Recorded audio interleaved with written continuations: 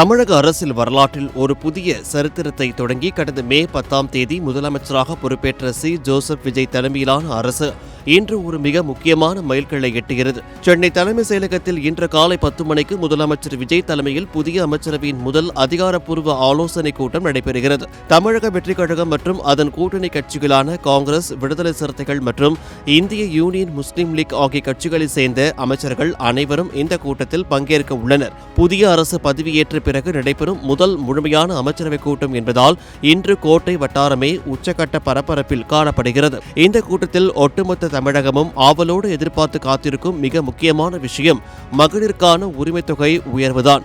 தேர்தல் பிரச்சாரத்தின் போது நாங்கள் ஆட்சிக்கு வந்தால் மகளிருக்கு மாதம் 2500 ரூபாய் உரிமைத் தொகை வழங்குவோம் என்று விஜய் கொடுத்த அந்த மெகா வாக்குறுதியை நிறைவேற்றுவது குறித்து இன்று விரிவாக விவாதிக்கப்பட உள்ளது.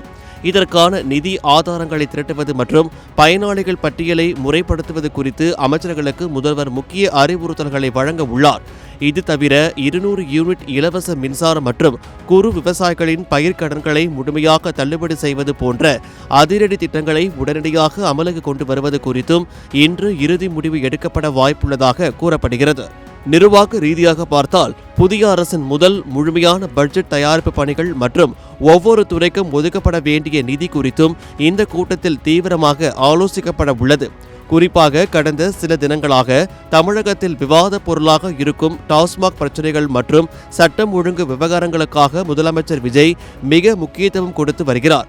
அமைச்சரவை கூட்டத்திற்கு 2 நாட்களுக்கு முன்பே உள்துறை கூடுதல் தலைமை செயலாளர் மற்றும் உயர் அதிகாரிகளுடன் ரகசிய ஆலோசனையில் ஈடுபட்ட முதல்வர் மதுவிலக்கு கொள்கையில் ஏதேனும் அதிரடி மாற்றங்களை செய்ய திட்டமிட்டு உள்ளாரா என்ற எதிர்பார்ப்பு எழுந்துள்ளது. வெறும் தேர்தல் வாக்குறுதிகளாக இல்லாமல் அவற்றை செயலில் காட்டும் ஒரு ஆக்ஷன் ஓரியன்டட் அரசாக தாவேக இருப்பதை நிரூபிக்க முதலமைச்சர் விஜய் இன்று தயாராகி வருகிறார்.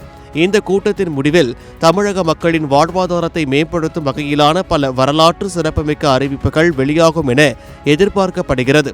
சாமானிய மக்களின் பட்ஜெட் முதல் பெண்களின் பாதுகாப்பு வரை கோட்டையில் இருந்து இன்று வெளிவரப்போகும் அந்த அதிகாரப்பூர்வ அறிவிப்புகளுக்காக தமிழகமே காத்திருக்கிறது.